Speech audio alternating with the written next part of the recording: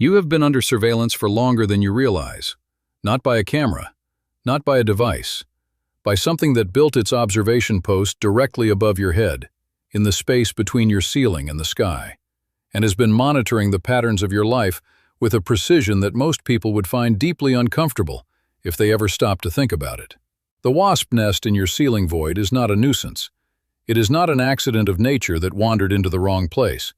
It is a fully operational intelligence network, run by a superorganism that has been reading your schedule, mapping your entry points, cataloging your threat level, and expanding its infrastructure in direct response to what it has learned about you, every single day, while you went about your life completely unaware. This is how it works. The nest did not appear overnight. It began with a single insect.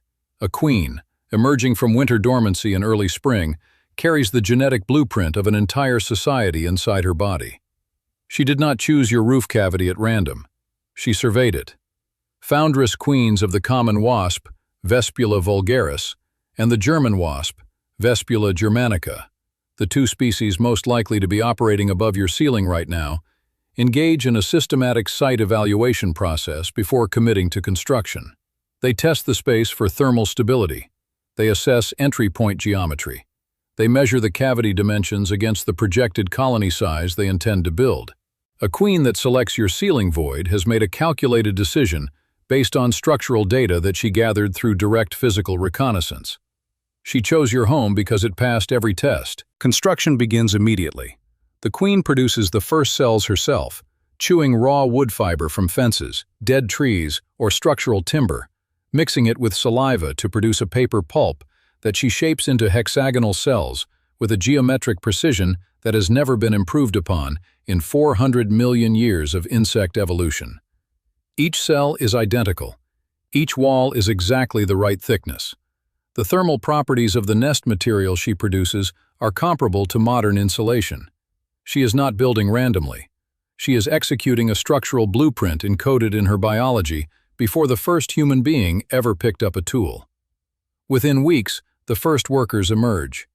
And this is where the operation changes in nature entirely. The workers are all female, all sterile, all completely devoted to a single operational objective, the expansion and defense of the colony. They do not sleep in any meaningful sense. They do not take rest days.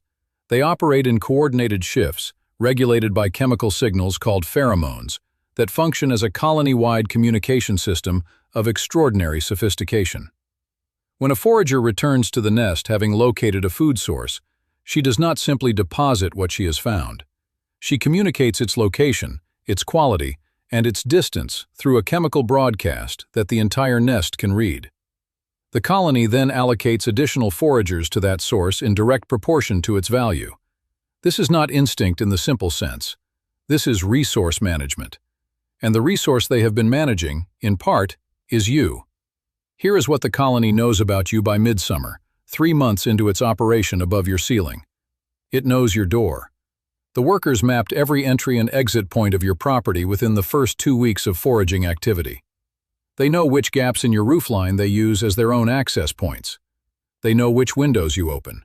They know which surfaces near your home produce food odors at regular intervals, because your kitchen window, your back door, your garden table.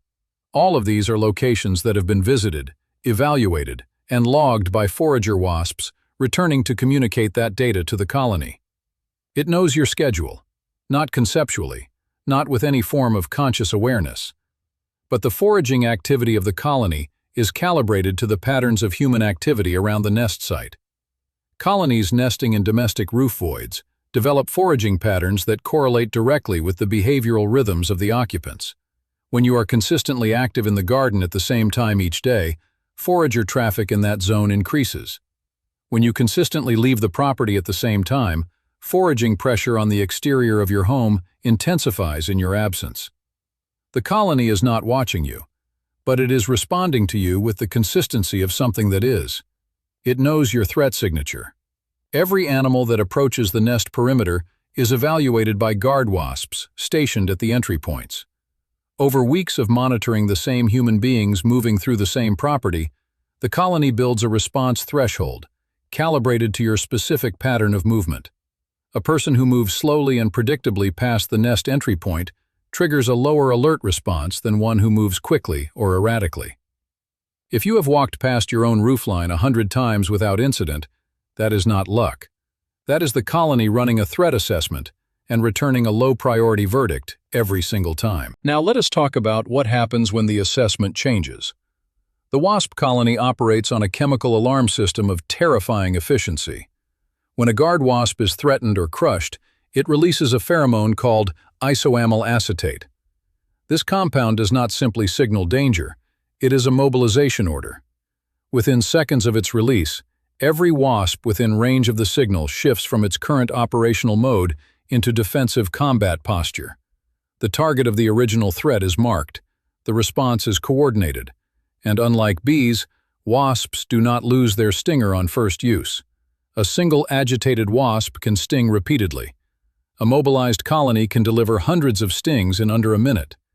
This is not aggression in the way humans mean the word. This is a defense protocol executing exactly as it was designed. The colony is protecting an asset that contains, by late summer, anywhere from 5,000 to 15,000 individual organisms, a queen producing up to 300 eggs per day, and months of accumulated resource investment. The response is proportional to the perceived threat level, and the perceived threat level is determined by chemical data, not by your intentions. You cannot explain yourself to a wasp colony. You cannot signal that you mean no harm. The only language the colony speaks is chemistry. And if you have accidentally triggered the alarm signal, the response is already in motion before your brain has finished processing what is happening. By August, the colony above your ceiling is operating at peak capacity. The nest itself, which began as a structure the size of a golf ball, has expanded in direct proportion to the workforce available to build it. Late-season nests in roof cavities regularly reach the size of a basketball. Some, in undisturbed cavities with optimal conditions, exceed the size of a large suitcase. The paper walls contain hundreds of thousands of individual cells arranged in horizontal combs, stacked in precise vertical columns. The internal temperature is regulated to within 1 degree of optimal larval development conditions at all times, managed by workers who fan their wings in coordinated ventilation shifts. The structure above your ceiling is not a nest in the casual sense of the word. It is a city. A self-regulating, self-defending, self-expanding city that has been under continuous construction since spring, powered by a workforce that does not question, does not deviate, and does not stop. And then, in October, something extraordinary happens. The queen stops laying worker eggs. She begins producing reproductive females and males instead. New queens. The next generation of colony founders. These new queens will mate, store sperm, and enter dormancy. The workers, now without a directive to protect a future, begin to deteriorate. The colony, for the first time since spring, enters decline. By November, in most temperate climates, the entire workforce is dead. The queen is dead. The nest is abandoned. But the nest itself remains. And the new queens, dozens of them, have already dispersed, already sleeping in bark crevices and soil cavities and wall voids across your neighborhood, already carrying the blueprint, already waiting for spring. The operation above your ceiling this year was not a one-off event. It was one cycle in a process that has been running continuously in domestic structures across the temperate world for longer than those structures have existed. The wasp was nesting in cavities before the concept of a roof was invented. It simply adapted. It took what human architecture offered, the stable temperature, the sheltered void, the predictable food sources nearby, and it optimized. Your ceiling was not invaded. It was selected, evaluated, and built into. The next time you hear that low, paper-dry hum coming from somewhere above your head on a warm afternoon, understand what you are hearing. Not a pest. Not a problem to be solved with a spray can and a weekend. You are hearing 5,000 organisms executing a coordinated operational protocol that has been refined over geological time, running inside the walls of your home, sustained in part by the patterns of your own daily life. They are not in your house. They are running their city in yours. While the wasp colony above your ceiling manages its empire through chemical signals and coordinated labor, something far older and far more patient has been establishing its own network in the soil directly beneath your feet. A system with no queen, no workers, no individual decision-makers at all. In our next video, you will find out what is growing under your garden and exactly how it has been communicating through your yard for decades without making a single sound. Make sure you subscribe and turn on the notification bell.